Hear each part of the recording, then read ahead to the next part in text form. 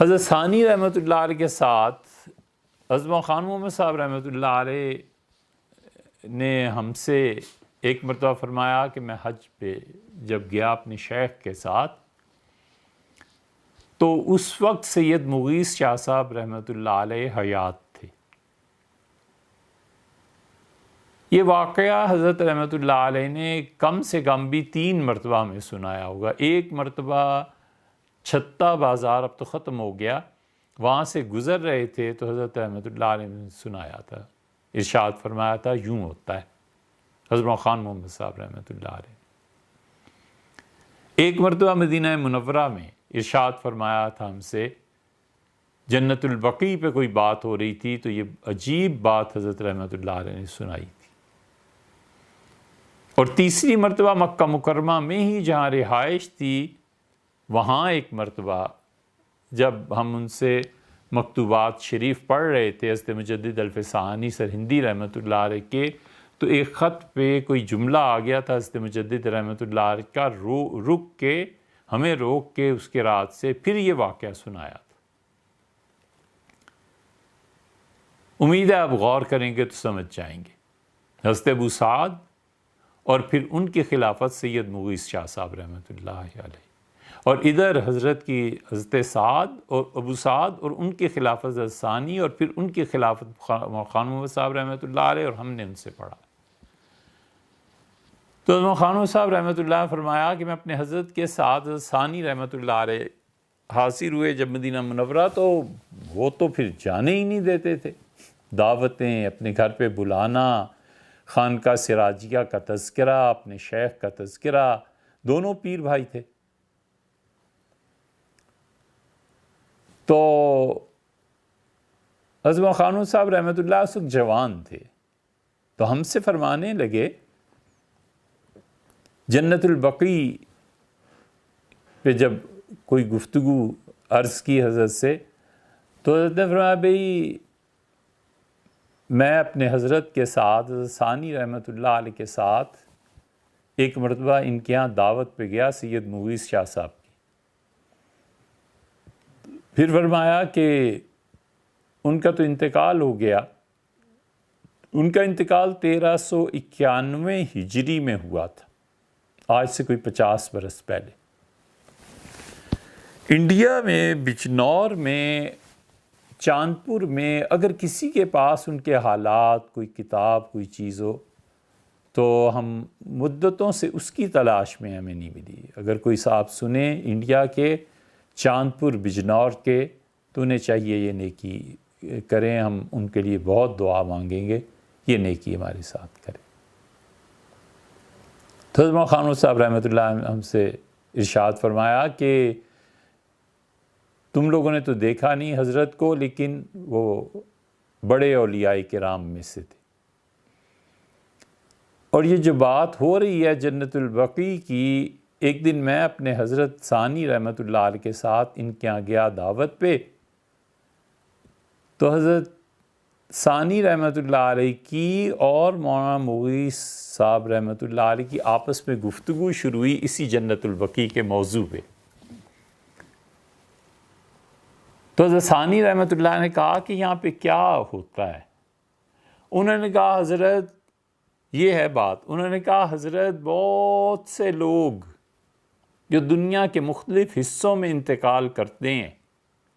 اور حضرت رسالت مآب صلی اللہ علیہ وسلم کی محبت میں غرق ہوتے ہیں،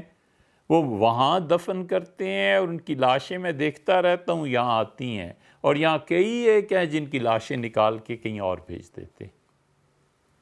تو عظمہ خان صاحب رحمۃ اللہ فرماتے تھے مجھے بڑی حیرت ہوئی، میں نے کہا سید مغیث شاہ صاحب رحمۃ اللہ سے کہ اچھا؟ انہوں نے کہا مولوی صاحب یہ چیزیں ہم دن رات دیکھتے رہتے، اس لیے جنت البقیع میں کیا ہوتا ہے اور میتیں کیسے دنیا سے وہاں منتقل کی جاتی ہیں اور وہاں سے نالائقوں کو کس طرح نکال دیا جاتا ہے، اگر کوئی کہتا ہے نا بھائی تو وہ انکار نہ کرے، نہ کرو، بالکل نہ کرے اس کو۔ اللہ حضرمی رضی اللہ عنہ، یہ ہم نے سنا واقعہ حضرت رحمۃ اللہ علیہ سے، پھر اس کے بعد خیال آتا رہا کئی مرتبہ کہ کہیں اس کی اصل کتاب و سنت میں کہیں آئی ہو، تو حضرت اعلیٰ حضرمی رضی اللہ عنہ کی میت جو غائب ہو گئی نا، یہ بات پتہ چلی حضرت ابو ہریرہ رضی اللہ عنہ سے، ہم تو پھر خیال آیا کہ اوہو، میتیں کہاں چلی جاتی ہیں، کس طرح منتقل کی جاتی ہیں،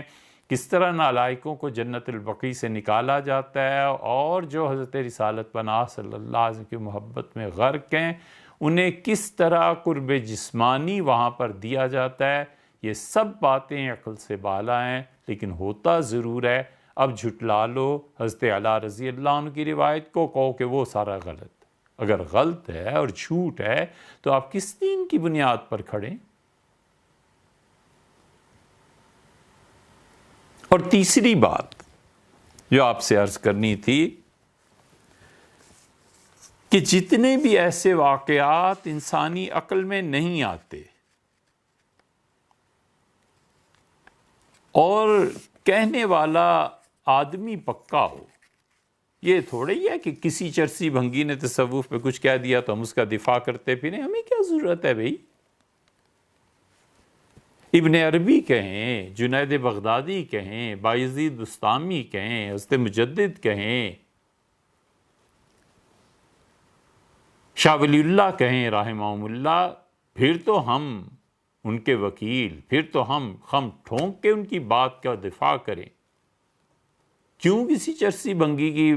بات کا ہمیں کیا اس سے لینا اور دینا ہے؟ تصوف کے یہ جو نمائندہ افراد ہیں اور جن لوگوں کو اللہ نے اپنا قرب نصیب فرمایا تھا، جب بھی ان سے کوئی بات آئے نا اور عقل میں سمجھ نہ آئے، یہ بڑے کام کا اصول کی بات آپ کو تیسری عرض کر رہے ہیں کہ اگر نہیں عقل میں آتی نا تو وہاں سے چپ کر کے ادب اور احترام کے ساتھ گزر جاؤ، بس کہ انہوں نے لکھا ہے، لکھا ہوگا یار، بس ٹھیک ہے،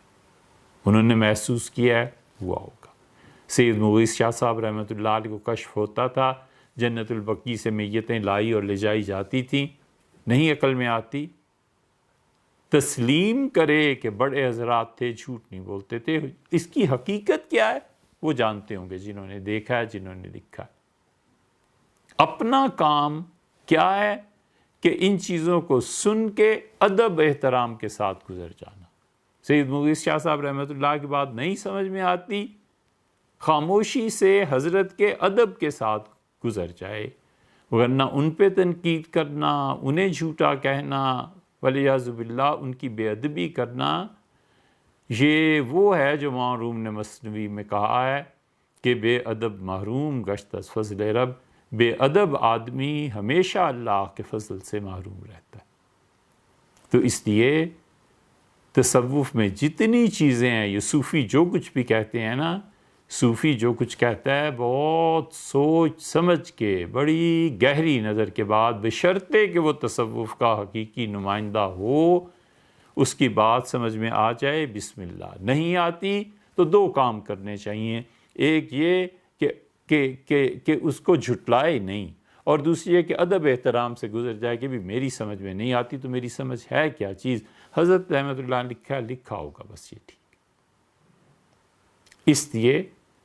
ہمیں کئی مرتبہ خیال آیا کہ ہم اپنے حضرت مولانا صاحب رحمۃ اللہ علیہ کی اس بات کو کتاب و سنت سے کہیں سے ثابت کر دیں کہ اب کا ہی واقعہ نہیں ہے، پہلوں میں بھی یہ ہوتا تھا۔ اللہ تعالیٰ ہم سب کو ادب اور احترام کی توفیق نصیب فرمائے۔